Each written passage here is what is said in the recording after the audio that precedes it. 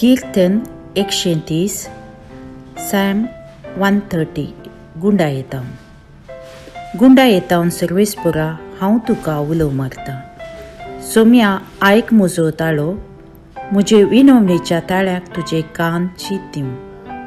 आमचे गुन्यांव तूं मनांत दर्शी जाल्यार सोम्या कोण वाचून व्हरत, पूण तुजे लागीं आसा बोगसाणें, ह्या पासून लोक तुजी भक्ती करता.